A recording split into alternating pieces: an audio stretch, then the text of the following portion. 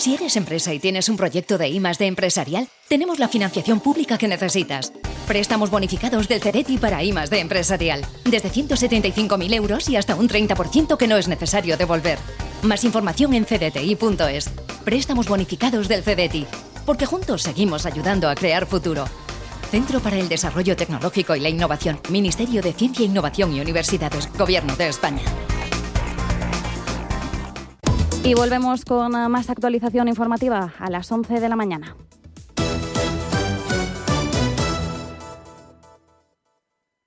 Invertir con cabeza tranquiliza tu corazón. Invierte en los fondos de Dunas Capital Asset Management que combinen la preservación del capital con una buena rentabilidad sin sobresaltos. Dunas Capital, el grupo financiero español independiente experto en rentabilidad y tranquilidad. Información publicitaria, contenido legal en la web dunascapital.com. Las noches de lunes a jueves en Radio Intereconomía te convocamos a Disidencia Deportiva, un programa diferente, independiente, apasionante, disidente y deportivo. Disidencia Deportiva, de lunes a jueves a las 11 de la noche, tu tertulia de deportes en Radio Intereconomía.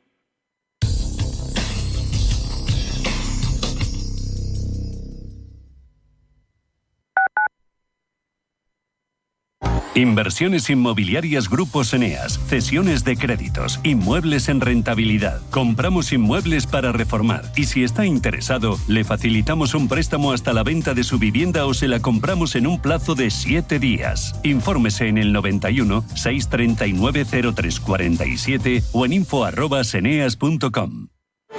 Alquilar con seguridad suena imposible, pero con Arrenta es totalmente arrentable. Protege tu alquiler al mejor precio con Arrenta. Correduría especialista líder.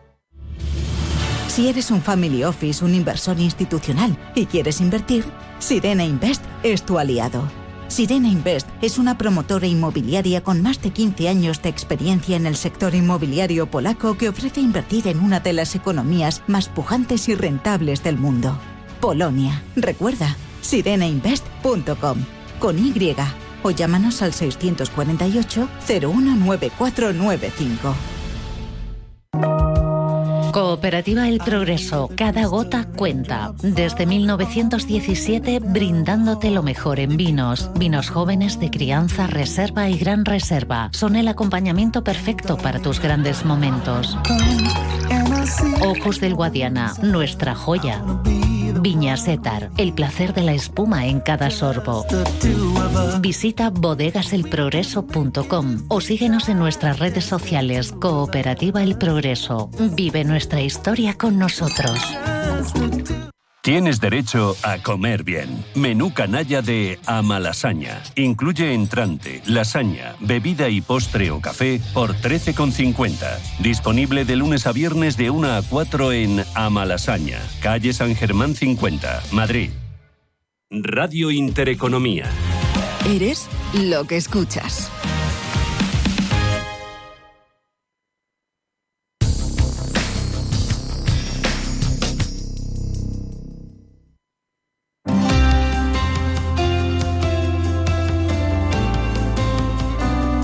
Aprende a invertir con Banco Big.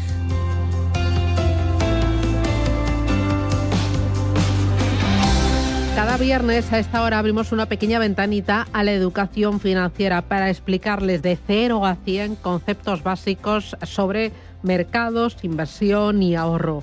Lo hacemos con Nicolás del Río. Nicolás, ¿qué tal? Buenos días. Hola Susana, muy buenos días. ¿Qué tal estáis? Muy bien, que es analista de mercados de Banco Big. ¿Qué tal? ¿Cómo se presenta este largo fin de semana? Bueno, pues ya sabes, todo bien, esperando un poco esa volatilidad que hemos tenido ayer, pues en los mercados financieros que no duermen, que hoy están abiertos, pese a ser festivo aquí en España, y bueno, estamos bastante expectantes respecto a la próxima semana también con las elecciones, como todo el mundo. Bueno, nosotros ponemos ahí nuestro granito de arena en educación financiera y hoy vamos a hablar de los índices y de cómo batirlos. Oye, ¿por qué es tan difícil batir a los índices? Es una de las grandes preguntas, Susana, que se hacen los gestores de fondos, ¿no? Cada año, ¿no? ¿Por qué no batimos a los índices regularmente? ¿Por qué es tan difícil Y bueno, la clave de ello es que los índices normalmente están muy bien representados por las compañías más potentes del mercado. Es decir, si estamos en el Nasdaq, pues va a estar compuesto por las 100 compañías más potentes a nivel tecnológico. En el S&P 500 igual, tenemos las mejores compañías y al final la ponderación es tan exacta en cuanto al índice que se replica tan bien que es muy difícil batirlos. Mira, te doy una serie de datos. Desde 2001, estamos hablando de los últimos 20 años, solamente ha habido 3 años en que la mayoría de los fondos de gestión activa han superado al índice S&P 500. Estamos hablando de 2005, 2007 y 2009. No hubo más años en el que más del 50% de los fondos activos hayan batido al índice. O sea, ahí se ve la dificultad de la gestión pasiva en este caso, que son los ETFs que hemos hablado muchas veces, Susana, y en los cuales, por ejemplo, en Estados Unidos son tan populares que representan más del 50% de la cartera de los inversores americanos. Y pues la clave está en eso, ¿no? Es la diversificación tan especializada que tienen estos fondos y lo difícil que es, ¿no? Cada año. Bueno, es clave para batir a los índices, como tú decías, diversificación, pero diversificación, ¿hasta qué nivel? ¿Cuántos valores deben formar una cartera si aspiramos a batir a los índices? Pues mira, estamos hablando ya de un inversor un poco más consolidado, ¿no? No hablamos de que abre una cuenta con 5.000, con 2.000 euros a probar en alguna acción, sino que estamos hablando ya de carteras un poco más consolidadas, normalmente a partir de 25.000 euros, 50.000, y aquí sí que tenemos una diversificación que debe ser básica, ¿no? Que es un 10 a 20 acciones, ¿no? Bien elegidas en diferentes sectores, diferentes industrias, que no estén todo concentrado en el sector tecnológico o en el sector farmacéutico. ¿Por qué? Porque vamos a evitar pues un riesgo sistemático que se llama de mercado, en el cual vamos a suavizar mucho más las caídas. Si solo tenemos una concentración de 2-3 acciones, nos podrá ir fantásticamente o nos podrá ir bastante mal. Entonces, lo que hacemos es que con una diversificación básica de 10-20 acciones en general, pues se va a disipar ese riesgo de mercado, ¿no? Entonces, luego ya para los inversores que tengan unas carteras más grandes, que hablamos de 100.000 euros para adelante, pues sí que los estudios nos sugieren que ya tenemos que diversificar más, es decir, entre 20 y 30 acciones. Pero lo que está claro es que la concentración solamente aplica a aquellos inversores especuladores o a aquellos inversores que buscan un rendimiento muy puntual en el corto plazo. Pero no es lo más efectivo y eso es lo que nos dicen la historia, ¿no? de la gestión de carteras durante los últimos 50 años, ¿no? Que hay que diversificar porque es la mejor forma de optimizar nuestra rentabilidad. Vale, está aquí, pero ahora ¿cómo lo hago? ¿Diversifico por sectores, por tamaño de compañías? Sí. ¿Diversifico por que combine cíclicos con defensivos, cíclicos o crecimiento con value? ¿Cómo diversifico bien? Esa es la gran pregunta, ¿verdad, Susana? Esa es la gran pregunta de todos que al final nos tiene un poco locos, y también luego hablaremos un poco del horizonte temporal, que es lo siguiente, ¿no? Pero digamos que para un inversor estándar tiene que fijarse en, digamos que una ponderación de acciones al 50%, renta variable. Dentro de esa ponderación de renta variable tenemos que sobreponderar más en Estados Unidos, porque es donde están las empresas líderes, iba a decir campeonas, ¿no? Porque son realmente unos gigantes que mueven tantos miles de millones más que países, ¿no? Entonces Estados Unidos debe ser nuestra primera opción, y luego también tener posiciones en Europa y en emergentes, ¿no? Pero hablamos de un 50-60% de acciones. Y luego los bonos, sabemos que también hay que tener posiciones más defensivas en la cartera, ya que estamos hablando de diversificación, ¿no? Entonces hay que buscar bonos de bajo riesgo, corporativos, bonos de empresas de alta calidad, ¿no? Y a partir de ahí, pues tenemos que tener posiciones de metales preciosos, por ejemplo. Miramos el oro, que este año ha tenido tan buena rentabilidad, y ya hablabais de la plata anteriormente, que os escuchaba, ¿no? Pues claro que tiene que ser una parte de nuestra cartera interesante, pero no puede ser una parte, digamos, de más de un 20-30%, ¿no? Los metales preciosos y la liquidez, incluso el inmobiliario, ¿no? A través de real estate, pues debe de ser aproximadamente en total un 20%. Uh-huh. Y así sería una buena manera, ¿no? Un 25% en bonos, 20% en metales preciosos e inmobiliario y 5% en liquidez, algo así, ¿no? Oye, y entiendo que cuando uno piensa en batir a los índices no lo hace pensando en pasado mañana ni en dentro de 2 meses, sino con un horizonte temporal de medio a largo plazo, ¿no? Sí, sí. Claro, la gran pregunta, ¿no? ¿Cuál es mi horizonte temporal? Eso es tan importante. Yo lo veo sobre todo ahora que se está poniendo de moda en las cuentas a menores, ¿no? Porque el tiempo, el horizonte temporal de plan de inversión que tenemos cuando abrimos una cuenta a un hijo, a un nieto, a lo que sea, ¿no? Tiene tal cantidad de años que no tiene nada que ver con aquella persona que está en la jubilación y que necesita un corto plazo y que necesita proteger su cartera. Entonces hablamos de que en el corto plazo lo que tenemos que tener más, es decir, hasta los 3 años, si solamente tenemos un horizonte temporal de 3 años, nuestro objetivo es mantener liquidez, batir a la inflación, y eso se hace con bonos a corto plazo, con liquidez y una pequeña parte, fíjate, un 10-15% en renta variable, Susana. Pero si al revés nos vamos a la otra pata y tenemos un largo plazo, más de 10 años, que será nuestro caso, ahora mismo, incluso el de gente más joven, pues hay que maximizar el crecimiento vía renta variable, ¿no? Vía ETFs, vía acciones, vía fondos de inversión, y en este caso un 70-80% sería lo adecuado, ¿vale? Dejando un poco aparte ya los bonos a largo plazo, bonos a corto plazo, un 20%, y el resto, por lo que decíamos, metales preciosos, podemos tener algo de criptomonedas, si alguien se escapa de esa pata porque le interesa mucho, y aparte yo creo que es interesante tenerla, pero una proporción en la cartera adecuada. Y bueno, esa sería la idea, ¿no? Es decir, cuanto más cortoplacistas seamos, más hay que proteger nuestra cartera, y cuanto más largoplacistas, pues tenemos más capacidad de riesgo, más tolerancia al riesgo, porque sabemos que en el largo plazo la renta variable sobre todo se ha comportado muy bien de manera constante.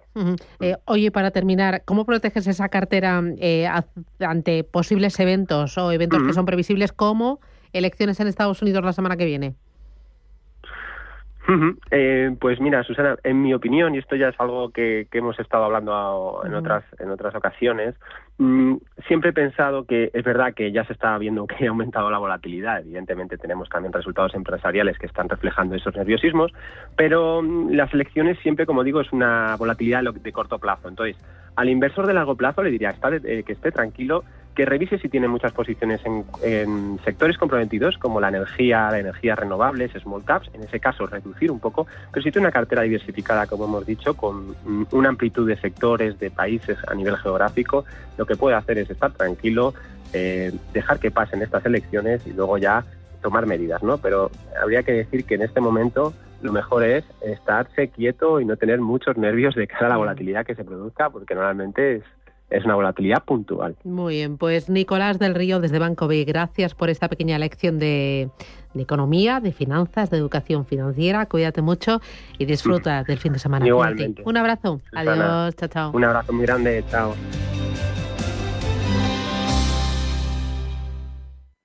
Una casita con un jardincito y un garajito con su saloncito y su terracita con vistas a una piscinita.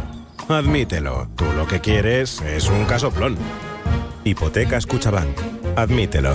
Cuchabank.es. Vuelve Accountex España, la feria de referencia para despachos profesionales y gestión empresarial. Regresa a IFEMA Madrid los próximos 6 y 7 de noviembre. Más de 150 empresas líderes mostrarán las últimas tendencias y avances tecnológicos junto a un programa de más de 80 conferencias del más alto nivel. Consigue ya tu entrada gratuita en accountexespana.es y vívelo en directo.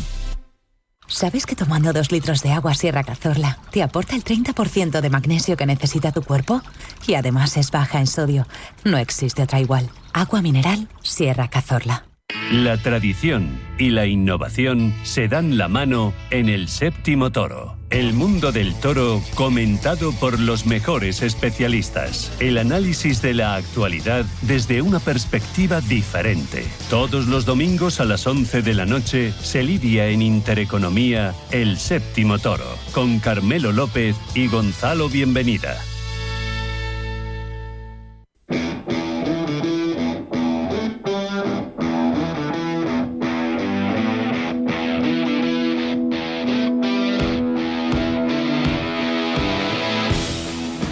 Donald Trump fue presidente de los Estados Unidos entre 2017 y 2021. Su mandato como presidente estuvo marcado por políticas económicas conservadoras, una postura firme en inmigración y un enfoque disruptivo en las relaciones internacionales.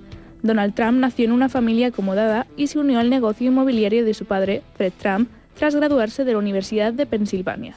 En los 70 comenzó a expandir el imperio familiar, desarrollando rascacielos, hoteles de lujo y casinos. Se convirtió en una figura pública conocida gracias a sus apariciones en la televisión. Ladies and gentlemen, I am officially running for President of the United States, and we are going to make our country great again. En 2015, Trump anunció su candidatura a la presidencia por el Partido Republicano. A pesar de ser un candidato controvertido, Trump ganó contra Hillary Clinton. We're going to win so much, you may even get tired of winning, and you'll say, please, please, it's too much winning. We can't take it anymore. Mr. President, it's too much. And I'll say, no, it isn't. We have to keep winning. Durante su presidencia, Trump implementó recortes fiscales para las empresas, el retiro de sus acuerdos multilaterales como el Acuerdo de París sobre el cambio climático o la revisión del Tratado de Libre Comercio de América del Norte, y buscó mejorar las relaciones diplomáticas con Corea del Norte. Su gobierno, además, fue investigado por la interferencia rusa en las elecciones de 2016. I'll totally accept the results of this great and historic. Dejó la Casa Blanca en 2012 y ahora es el candidato republicano de Kamala Harris.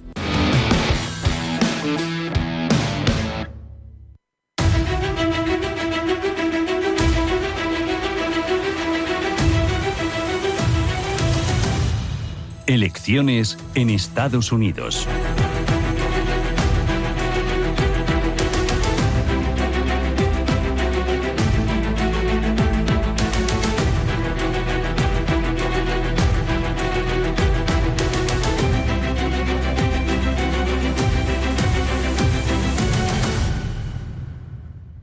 Esto es Radio Intereconomía, 10 y 21 minutos de la mañana. La cuenta atrás ha comenzado. No queda nada para la gran cita en Estados Unidos.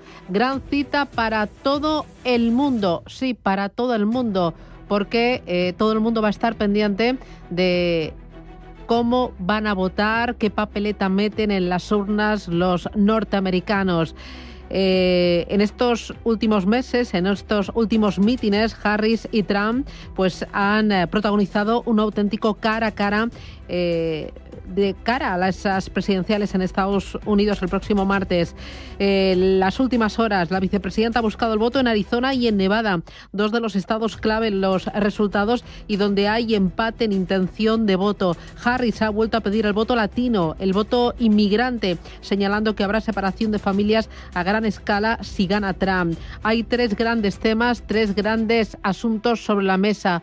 Uno de ellos es la inmigración, el otro es el aborto y el primero de ellos es la economía. Nos vamos a ir a Estados Unidos, a Washington.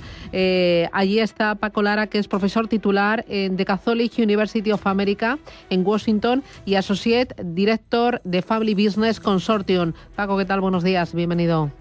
Muy buenos días, Susana. Un placer. Oye, ¿cómo estáis viviendo allí en Estados Unidos la campaña electoral, estos últimos mítines y esta recta final, este sprint final? Pues la respuesta breve sería que estamos ante un empate técnico, ¿no?, según los datos del Pew Research Institute. Sin embargo, si seguimos los datos de Real Clear Politics, que es otra fuente de información bastante fiable, que nos da una media de todas las encuestas que aparecen en Estados Unidos, habría una ligera ventaja ahora mismo a favor de Trump, pero de apenas 0,3 puntos, ¿no? O sea que... ¿Qué se comenta en la calle? Cuando tú hablas allí en la universidad con estudiantes, con otros profesores, cuando hablas con empresarios, cuando hablas también con personas de la administración, ¿qué te dicen? ¿Qué se comenta? ¿Cómo se está viviendo? Pues inicialmente, a partir de julio, cuando hubo el cambio de la candidata demócrata de Kamala Harris, hubo una oleada de ilusión, de una sensación de cambio, de un giro copernicano en las encuestas a favor de Harris. Pensamos que Harris, mujer, afroamericana, born and raised from a low middle class family, que luego ha sido utilizado con cierta ironía. Y en el único debate televisivo que hubo entre Donald Trump y Kamala Harris, claramente Harris ganó, ¿no? Arrasó. Sin embargo, pues ha habido también desde el principio ciertas dudas en torno a la candidata, porque ha sido puesta a dedo por Biden, ha habido una elección democrática por parte del Partido Demócrata, o el retraso en el apoyo a la candidata de Obama hasta la Convención de Chicago. Lo cual ha generado ciertas dudas, ¿no? Por lo menos en el ámbito de Washington, en los círculos demócratas en los que me muevo. Aquí da la sensación en Europa que los norteamericanos tienen que decidir entre susto o muerte, que tiene una elección muy difícil porque ninguno de los dos resultados y ninguno de los dos candidatos enamora realmente. Sí, aunque hay cierto temor, la verdad es que yo pienso que el temor es un poco infundado. Yo creo que la clave ha estado un poco en la evolución del último mes, ¿no? Porque ha habido un cambio en la tendencia de las encuestas, con esa ventaja que tenía Harris hasta hace prácticamente 17 días, ¿no? 2 semanas, en que ha habido un cambio, y yo creo que en parte viene por el debate de Vance y Walsh, ¿no? Eso ha sido un cambio en la percepción del público americano, que ha dado un poco cierta preferencia al partido republicano. Entre círculos demócratas también comentábamos que si el candidato en vez de Trump fuera Vance, muchos demócratas, incluso ante Vance o Harris, votarían a Vance, ¿no? Ahí están las encuestas, ahí está el sentimiento. Está también el tema de toda la campaña. Ha sido una campaña que yo creo que ha ganado en hostilidad y en improperios a medida que se acerca el gran día. ¿Tú cómo has visto esa campaña? ¿Con qué te quedas? Dime 2 momentos, 2 frases, 2 ideas. O sea, la primera idea sería el debate entre Kamala Harris y Donald Trump, donde efectivamente sí que hubo una alta tensión verbal, ¿no? Y ahí sí que creo que no le está favoreciendo al Partido Republicano esa agresividad. Sin embargo, como decía, el segundo debate de Vance y Walsh cambió radicalmente la percepción. Y ahora, en los últimos días, como estamos viendo, pues especialmente ha habido varios errores, sobre todo de Kamala Harris, al tildar a Trump de fascista, o incluso a los que apoyan a Trump como garbage, ¿no? Como basura, lo cual es realmente ahí creo que es un error de comunicación por parte del Partido Demócrata que ha hecho que todavía ganara incluso un poco más en intención de voto el Partido Republicano, ¿no? Uh-huh. Pero bueno, ya veremos. Ya veremos. Bueno, aquí uno de los mayores temores es que el resultado no sea tan ajustado, que sobre todo Trump, si ve que es por unos cientos de votos o unos miles de votos y sale como perdedor, que diga, no me conformo, lo voy a llevar a los tribunales y esto no lo acepto. ¿De eso se habla allí en Estados Unidos, de esa posibilidad? Sí, o sea, sí que se habla, pero sinceramente pienso que el temor no es fundado. O sea, si ganara Harris, yo creo que Trump no aceptaría el resultado, nunca acepta una derrota, pero la democracia americana es suficientemente fuerte como para que gobernara Harris sin problema. Mi duda ahora mismo está en el otro lado, que si ganara Trump, ¿cómo va a reaccionar la ciudadanía y el establishment ante esta posibilidad que algunos medios de comunicación ya la están dando por supuesto, ¿no? Me llamó la atención, por ejemplo, la semana pasada, el viernes, la conferencia que dio el ministro de Economía español, Carlos Cuesta, en la Universidad de Georgetown, donde, dando por supuesto que pudiera ganar Trump, no cambiaría, según él, las relaciones bilaterales entre España y Estados Unidos, ¿no? Ya. Y por la parte de la economía, yo decía, hay 3 grandes temas, que es la inmigración, es el aborto y también la economía. Y la economía está en el número 1. No sé si es que yo tengo ahí cierto sesgo, ¿no?, profesional, y al final todo lo que sean números y economía es lo que me tira. ¿Es la economía lo que más importa al americano que va a votar? Yo creo que has dado en la clave. La clave de esas elecciones está en la economía. Y la pregunta que hizo, por ejemplo, ayer o antes de ayer, el Donald Trump en el discurso que dio en el Madison Square Garden indica un poco la orientación. La pregunta era si estaban económicamente mejor los ciudadanos americanos de clase media en comparación con los últimos 4 años de gobierno de Biden. Y bueno, el clamor popular fue claramente que no. Y es verdad, o sea, tanto por temas de inflación, tipos de interés, salarios estancados, al menos hay un 20-25% de la población americana, que sería la clase baja, que no está mejor, ¿no? Luego la clase media tampoco está muy contenta económicamente hablando y en cambio la política que en el caso de Harris estaría claro lo que se haría. En el caso de Trump, económicamente está claro que quiere hacer incrementar las tarifas de un 60% respecto de la importación de productos chinos y de un 10 a un 20% a los productos del resto del mundo, ¿no? Por otro lado, para eso, en teoría, es una medida claramente proteccionista que sabemos que a corto plazo puede ser beneficiosa para Estados Unidos, pero es perjudicial claramente para el resto del mundo, en concreto para nosotros en Europa o en España, ¿no? Y por otro lado, por la parte de gastos, intentar bajar el gasto público, reducir el Estado, reducir la burocracia, para así que la balanza comercial sea positiva. Intervencionismo o proteccionismo en estado puro, lo cual sabemos que desde el punto de vista económico no es muy positivo, especialmente nunca lo ha sido, y en eso pues tendremos un problema realmente para Europa y España en concreto. ¿Y tú cómo ves la economía, que estás allí? ¿Llevas ya cuántos meses allí en Estados Unidos? ¿Sueles ir todos los años? Bueno, un semestre, ¿no? Sí. Pero este año, ¿cuánto tiempo llevas y cómo la estás viendo? ¿Cómo ves el empleo, la actividad, el pálpito, lo que te cuentan los empresarios? Sí, o sea, la economía está creciendo. La economía americana tiene el desempleo, está a un 4%. Históricamente ha estado por ahí, entre un 3 y un 6%. Pero es cierto que el consumo todavía tira bastante bien, pero los precios, por ejemplo, no todo el precio de vivienda, ¿no? Las viviendas están empezando a bajar, el precio de la vivienda está empezando a bajar porque no hay demanda suficiente para la compra de viviendas, sobre todo por el acceso al crédito con los tipos de interés todavía demasiado altos.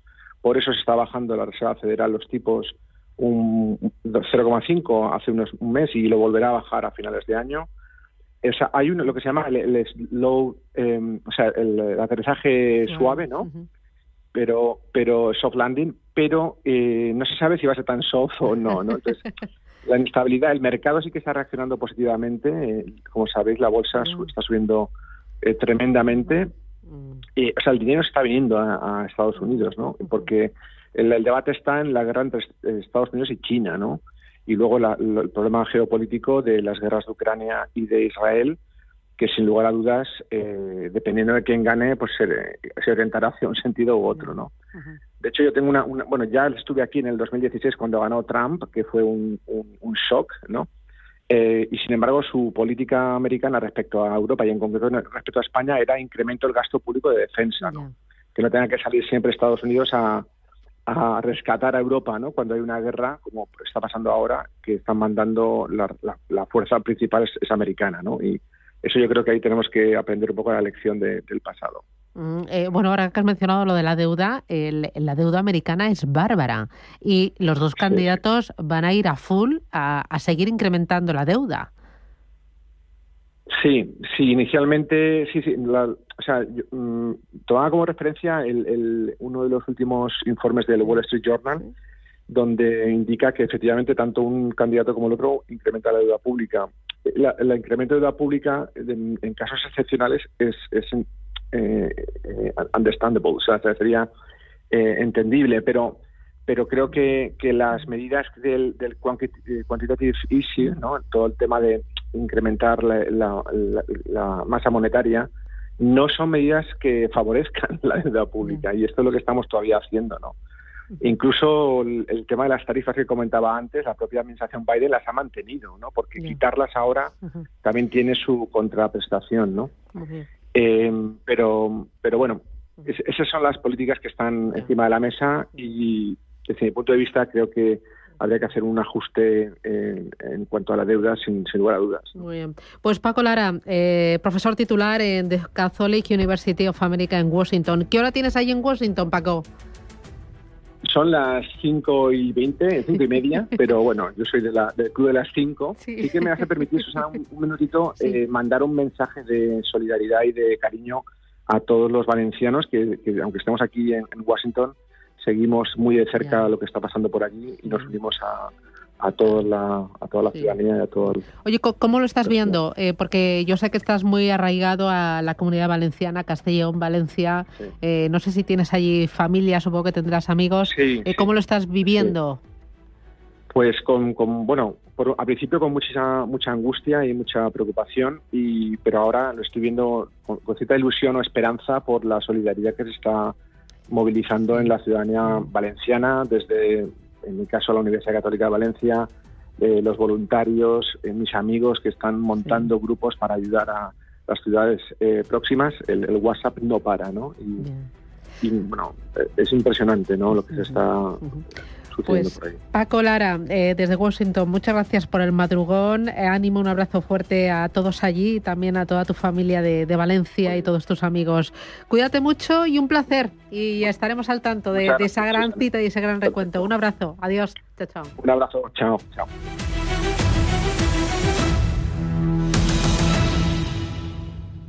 En Arquia Banca ofrecemos soluciones de inversión personalizadas y adaptadas al perfil de riesgo de nuestros clientes. Nuestro método: diseñamos una estrategia a largo plazo tras realizar un exhaustivo análisis de los mercados y las tendencias globales. Contáctenos ahora en inversión@arquia.es y le ofreceremos una propuesta personalizada. Arquia Banca. Cuidamos de su patrimonio como si fuese nuestro. Puede consultar los folletos informativos y los documentos con los datos fundamentales del inversor DFI en los registros públicos oficiales de la CNMV, así como en www.arquia.es y oficinas de Arquia Banca. Llega la semana Hogar Smart a las Blue Weeks de Movistar. La que tenéis aquí montada. Cafeteras, aspiradoras, una freidora de aire.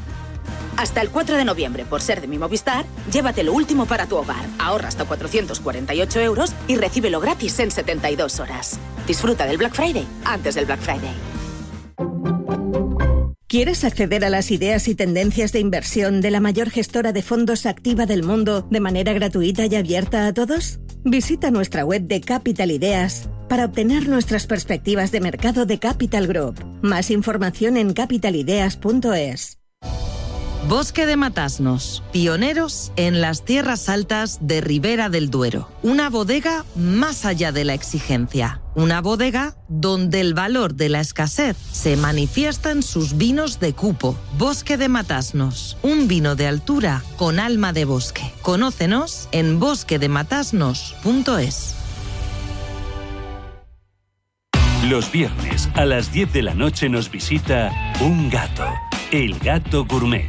En Radio Intereconomía, Andrés Sánchez Magro presenta una guía semanal gastronómica, enológica, de restaurantes, literaria, musical y con todos aquellos ingredientes para cocinar la buena vida. El Gato Gourmet, con el patrocinio de Marqués de Riscal. Los viernes a las 10 de la noche en Radio Intereconomía.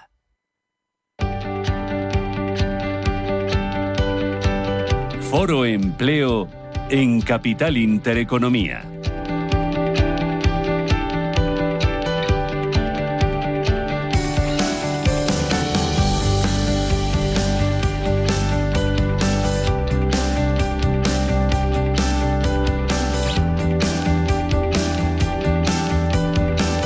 ¿Cuántos meses, cuántas semanas llevamos a vueltas con la reducción de la jornada laboral? No quiero echar cuentas, pero ya va de largo.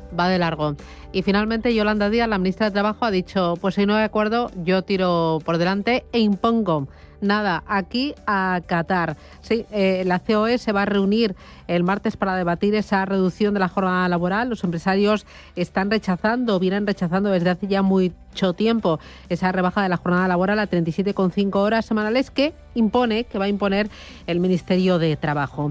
Abrimos nuestro foro empleo, lo hacemos con José María Triper. José María, ¿qué tal? Buenos días, bienvenido. Buenos días, Susana. Oye, los plumillas, pues mira, todavía... los plumillas ¿Sí? No sabemos de festivos, ¿verdad? Sí, no, nosotros es que estamos al pie del cañón. Sí, que es verdad. Sí. Oye, sé que querías mandar un abrazo por lo de Valencia, ¿no? Y lo de Castilla-La Mancha. Sí, todavía estoy conmocionado por la magnitud de la tragedia. Y si me permites, también por la incapacidad del gobierno para gestionarla, que al que le preocupaba más el asalto a Radio Televisión Española que activar los protocolos de seguridad nacional. Me acompaña también José Luis Fernández Santillana. José Luis, ¿qué tal? Buenos días. Hola, buenos días.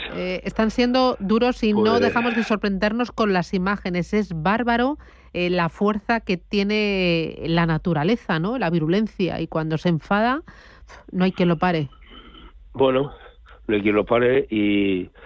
sobre todo porque yo creo que nadie está acostumbrado a que pueda causar una cosa tan brutal como la que ha pasado y las imágenes que hemos visto, ¿no? Es decir, yo creo que alguien, sobre todo esto de las alertas, yo creo que tienen que enseñarnos que cuando llega una alerta es por algo y qué hay que hacer ante la alerta, porque yo creo que el problema, la gente oye la alerta en el móvil y dice, bueno, ¿y ahora qué hago?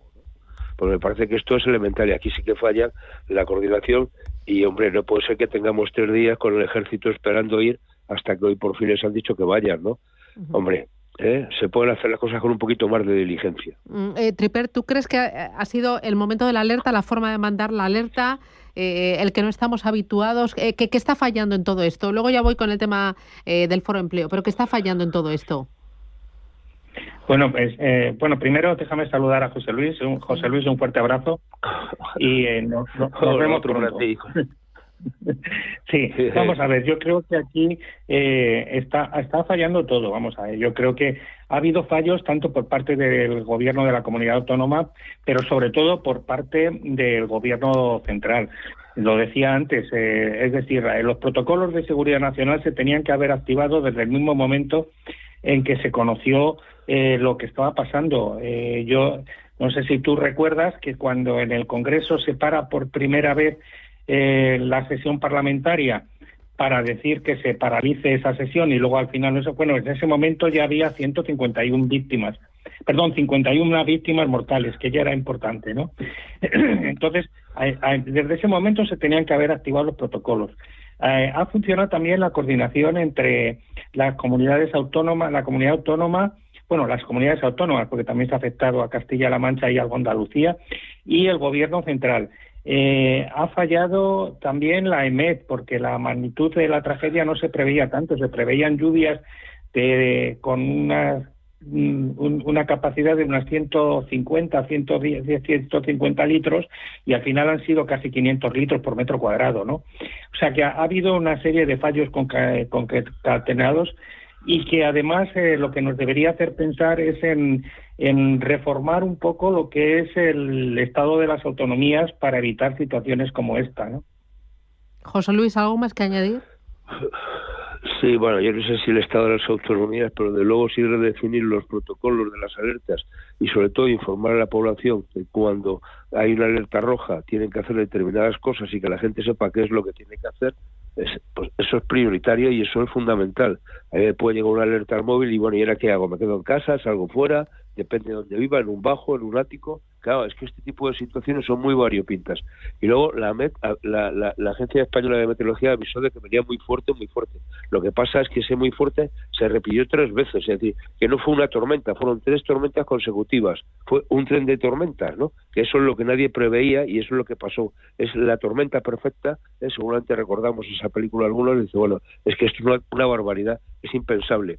Más allá de que el gobierno central fue más lento que el caballo del malo, que el gobierno autonómico tardó en reaccionar también seguramente, es decir, pero es que, bueno, es que da igual, o sea, no merece la pena llorar sobre la leche derramada, habrá que seguir responsabilidades, pero lo que es importante ahora es desescombrar, es atender a las víctimas, es encontrar a sus familiares que están perdidos, y si hay que poner no 500, si hay que poner 1.500 o 2.000 militares, que los pongan, que tenemos un cuerpo de ejército con más de 100.000 personas.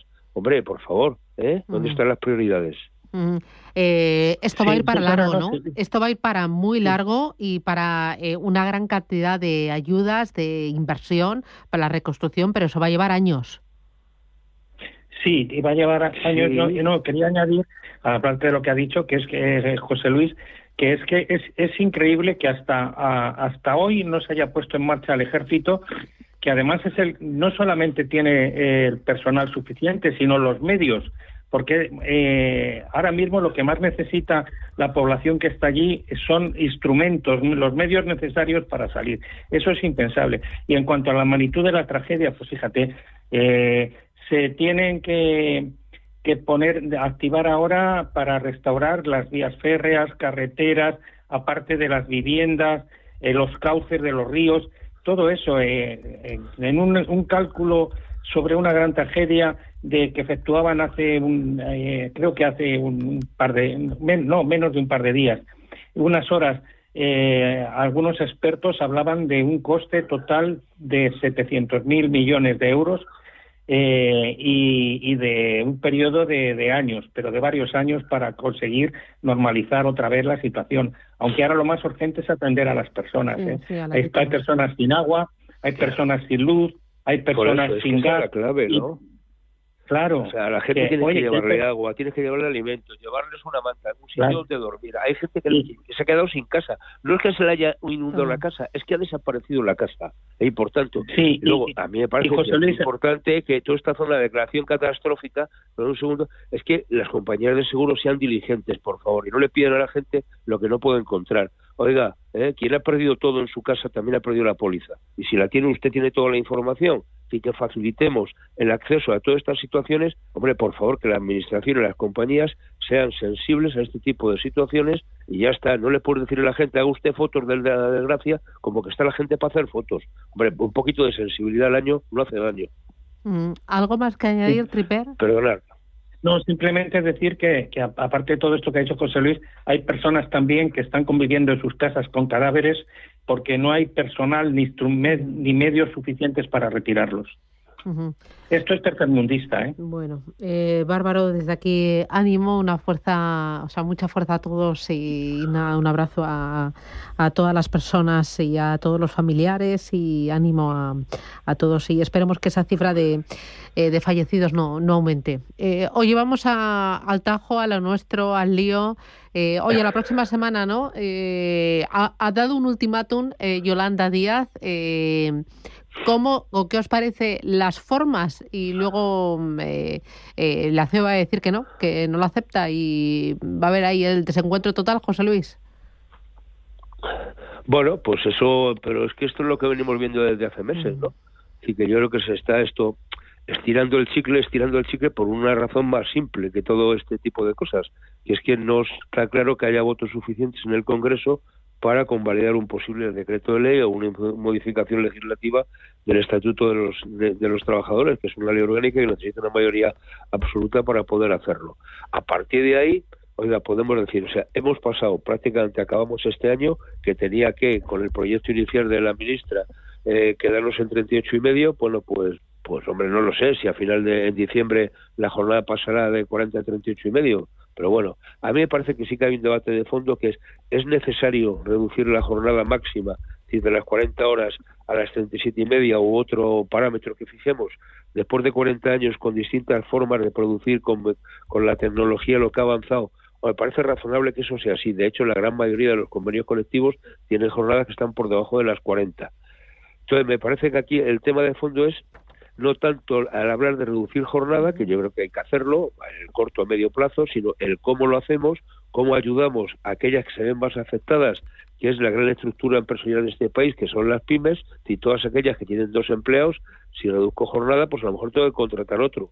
Bueno, esas ayudas a la contratación, esas ayudas a pasar a la contratación a tiempo parcial, a contratos a tiempo completo, que me parece que es lo fundamental. En España estamos trabajando ahora mismo menos horas que en el 2008. La jornada efectiva semanal está en torno a las 31,3 horas. Oiga, tenemos margen para hacer cosas. Mucha gente no quiere que le reduzcan jornada, porque es que tiene una jornada ya reducida y lo que quiere es trabajar más horas. Entonces me parece que hay que compaginar las dos cosas. Una reducción estructural del tiempo de trabajo como máximo de referencia, pero lo importante es que generemos actividad económica para que se puedan trabajar en este país más horas, y esas horas lleguen precisamente a aquella gente que tiene jornadas reducidas, quiere ampliarlas y tener un sueldo también que no sea reducido, sino un sueldo completo. Tripper. Bueno, pues coincido en casi todo lo que ha dicho José Luis. Has preguntado primero por las formas. A mí las formas, esto me parece que es un intervencionismo político al más puro estilo del franquismo, el amenazar con aplicar la medida manu militari, ¿no? Eso se hacía en tiempos de Franco y se hace en las dictaduras bananeras de América Latina, tipo la Venezuela de Maduro. Eso, y luego me parece que es un auténtico desprecio al diálogo social, ¿no? Como ha dicho José Luis, vamos a ver, ya hay muchas empresas en este país que están por debajo de las 37 horas y media que dice la ministra, incluso están en 35 horas. Pero es que además eso se debe regular por diálogo entre los sindicatos y los empresarios en los convenios colectivos. El gobierno ahí no debe intervenir. Para eso está el diálogo social, ¿no? Y luego me parece además que estas prisas que le han entrado a la ministra están también relacionadas con su debilidad política en estos momentos.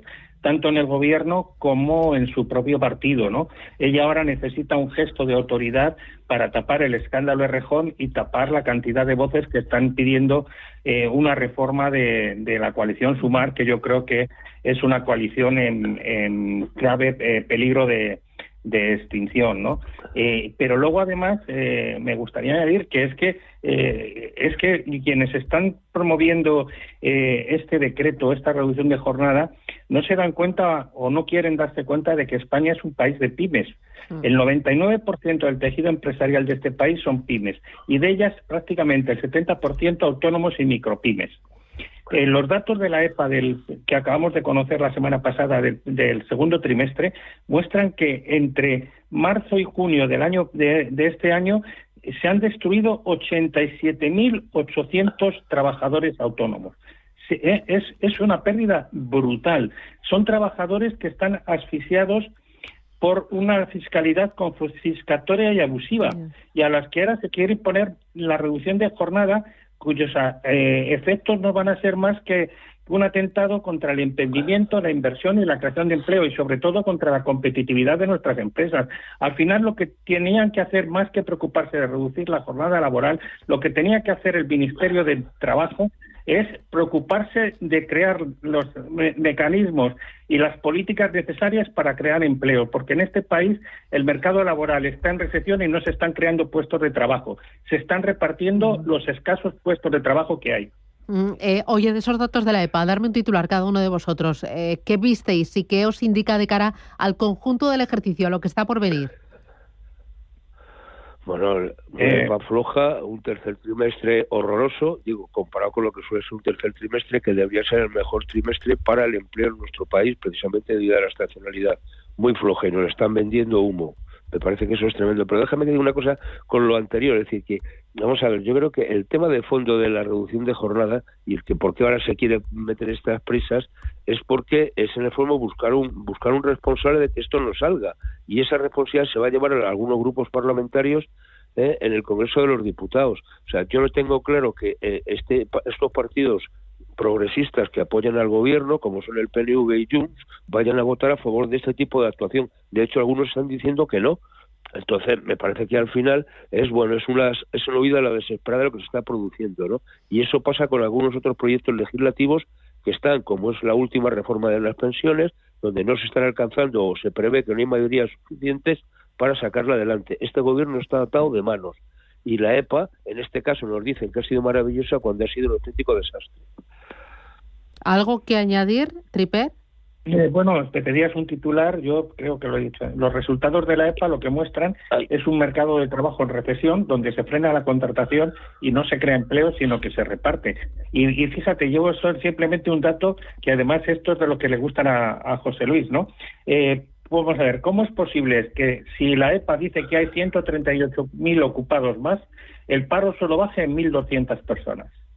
Bueno, es como dice José Luis, hablamos de contratos cerillas que se extinguen en el momento de firmarse, que es que la mayoría de los contratos que se están haciendo son temporales y muchos no duran ni una semana.